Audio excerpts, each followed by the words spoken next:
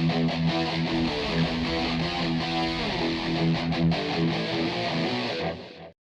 guys, Roman Reaper here. So it is that time of year. Top 10 list of 2021. Now this has been a great year for films. A lot of really good ones this year. Obviously this more than makes up for the famine we had last year, where every new film found its release date delayed or just put on the streaming. This year had offered up so much. So, now that 2021 is coming to a close, it's time to count down my 10 favourite films of the year. Now, I shouldn't have to state this, but this list isn't entirely subjective. Like, obviously, your list and my list is going to be very different, and also this is of the films I personally saw this year. There's a lot of ones that I heard a lot of good things about that I just didn't get the time to see. So I'll probably check some of those out at a later date, obviously. But just so you know why some films aren't on this list. Right, so I think with that out of the way, I think we'll begin with some honourable mentions. Okay, so kicking off these honourable mentions, we have Candyman, Quiet Place Part 2, The Mitchells vs. the Machines, Shang-Chi and the Legend of the Ten Rings, Free Guy, and The Courier. So now, these are the films that I enjoyed but didn't quite make the list. Now, we're getting into the goodies. Starting off with number 10. Coming in at number 10 is Ghostbusters Afterlife. I really enjoyed this. It was a really great, fan-devoted film that absolutely indulged in fan service and nostalgia bait, but it did it from a place of genuine respect and love for the original Ghostbusters, and it also helps that the director is Jason Reitman, the son of Ivan Reitman, the original director. Yeah. And it mixes these nostalgic elements with a host of likable new characters, genuinely really good special effects, considering this cost under 100 million. And and a very interesting story that actually does try to stand on its own 2 feet. The reason it's not any higher on the list is because it does start off a little slow, but once it picks up, it gets really good. Coming in at number 9, we have Stillwater. The trailers made this look almost like a Taken-esque thriller, but to its credit, it's something a lot more mature and a lot smarter than that. And it's helped wonderfully by the more slower character-driven pacing and some very tenderly crafted scenes of Matt Damon living life in France. That it all feels very authentic, feels very down to earth, and and even when the suspense does build, the two tones never feel like they distract from each other. Obviously, the ending left a bit to be desired. It ended on a fairly unconclusive note and almost conventional, but this is overall a really solid film that, if you haven't seen, check it out. Coming in at number 8 is a film you might not have heard of. In fact, you definitely haven't heard of. It's a little film called Absolute Denial. I managed to catch a festival screening of this earlier this year, and I really enjoyed it. It's a really fun little animation about a programmer who develops the ultimate supercomputer, and it eventually consumes him and develops a mind of its own. This is a constantly gripping and compelling film, and the rotoscoped animation is really good. Not done a bit by maybe a little over reliance on techno jargon and a rather abrupt ending, but overall, this is a very fun, original little film that you should definitely check out if you have the chance if it makes its way to cinemas over here. Coming in at number 7 is a film that snuck right in at the very end of the year, but I really did enjoy it.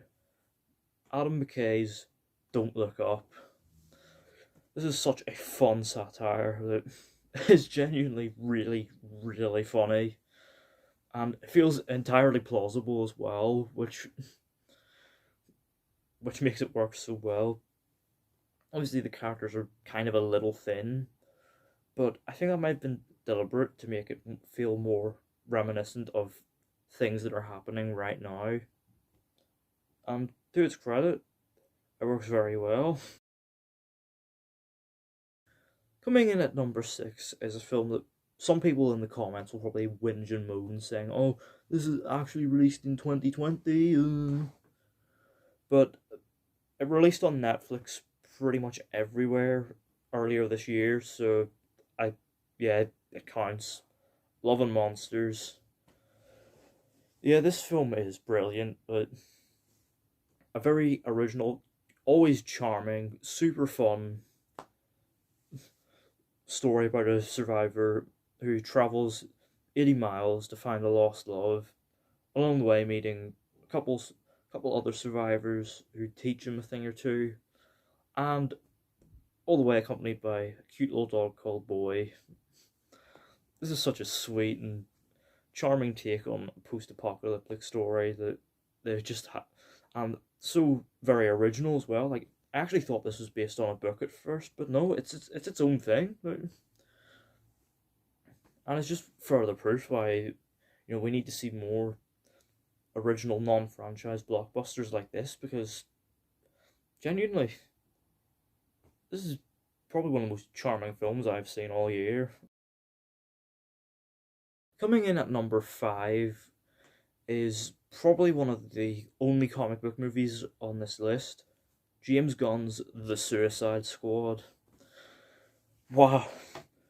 See what happens when you let James Gunn loose. This film was so much fun. Always very funny, with tons of likeable characters. Very fun action scenes, tons of gore, and genuinely has a lot of heart. And it helps that it's all contained within this mad film that, to its credit, and this is absolutely its strongest point, that it literally feels like a comic book movie, that feels like a comic book that has literally just been brought to life on the screen, right down to the bright colours and goofy character designs. James, you did it. I think you've set DC on a path of redemption here. Now, let's see what you can do now that you're back working on Guardians of the Galaxy Volume 3. Coming in at number 4 is a film that was initially at my number 1 when it released. It's been bumped down a bit, but it still really is such a brilliant film. Nobody. Honestly, this film is just an absolute blast. Bob Odenkirk really kills it in the fight scenes. Like, you wouldn't think he'd be capable of pulling this off, but boy does he hold his own. And and he's got a lot of charisma. He's got this gruff action guy charisma about him, but his performance also has a lot of humor and emotional vulnerability to him as well. This is John Wick, but a lot more everyday and relatable. Oh, and did I mention this film is really, really funny? Like, it's not just brutal and action packed, but it has got tons of genuinely tongue in cheek humor that works really well and a killer soundtrack. I am totally down for a sequel, mainly just to see more of Odenkirk and of Christopher Lloyd as his dad. Coming in at number 3 is one that we waited a long, long time for. And by the time it finally arrived, boy was the wait more than worth it. I'm talking, of course, about No Time to Die, Daniel Craig's final outing as James Bond, and it delivered everything I wanted it to and then some. It was an extremely fitting send-off for Daniel Craig as the character, but it also gave us a very emotionally rich story, digging deep into James Bond's vulnerabilities and more emotional side, which his films, at their best, really did that very well. And it's all rounded off by a killer soundtrack by Hans Zimmer, and really entertainingly staged action, and an extremely emotional ending. I don't know where they're going to go from here, but they'll probably find a way somehow. Coming in at number 2 is a film that I was dead set thinking, right, this is going to be my number 1 of the year. Not even going to be close. And that film is, of course, Dune. For me, this film is an epic in the true sense of the word. It really is a big screen experience that has to be seen on the biggest screen possible. Like, the genuine scope and scale of everything is so breathtaking, and it's run it off so well by probably some career best work from Hans Zimmer. He really brought the world of Dune to life, and the sound travelled across the cinema. It was a mesmerising experience, one I can't wait to see again, and I can't wait to hopefully experience this as a double bill with the upcoming part 2. Denis, don't let us down. Before we move on to number 1, I'm going to give something I do every year. I give a special mention to a film that really surprised me and I think is worthy of mentioning. Now, in normal circumstances, in fact, it's still less than normal circumstances, this probably would have gone to Zack Snyder's Justice League, which really defied all my expectations of it, and I had a genuine really good time with it. However, my special mention for 2021 goes to Ron's Gone Wrong. This film is really, really good. It's very charming, always charming. It is super, super funny and genuine heart as well, and it does this to tell a very deeply universal story about kind of feeling like it's hard to fit in, of awkwardness, and also of that need to feel popular in the age of social media, and also the data harvesting and money grabbing nature of big tech companies.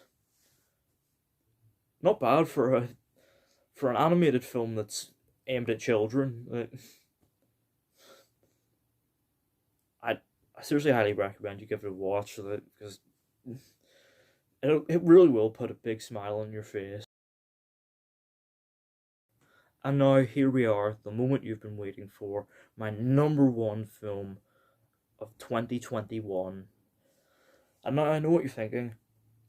If Dune couldn't top my list of the year, then what could top that? Well, this is another one that they snuck right in towards the very end of the year, right as everything was winding down. And this is a film that not only a breathtaking experience similar to Dune, but was such a surreal, so surreal to watch, and just made me feel a lot. That film, of course, being Spider-Man No Way Home. Wow, this was an out-of-body experience, especially during that amazing final act. This, this film made me laugh, it made me tear up a bit, it made me clap, and gave me this whole tingling feeling throughout my whole body. It was such an incredible experience. It just demonstrates the real power that a film like this can have on a big crowd, that watching it on the biggest screen possible, that a lot of people question the legitimacy of comic book movies in cinema. But, these movies aren't trying to be high art. These are a crowd-pleasing experience. And at their best, they can deliver a truly exciting and memorable experience that you'll be talking about. That, when you talk about your favourite experiences at the cinema, chances are stuff like this will be brought up a lot. Because, because there really isn't anything, because there's really nothing like what the best of comic book movies can achieve. And that is why Spider-Man No Way Home is my pick for the number one film of 2021. So, 2021 has been an overall solid year for film. Let me know down in the comments your list of 2021, and let me know what you're looking forward to seeing in 2022. And don't forget to hit the thumbs up button if you enjoyed. Don't forget to hit the subscribe button if you're new, and don't forget to turn on post notifications so you don't miss an upload. And I will see you in the new year.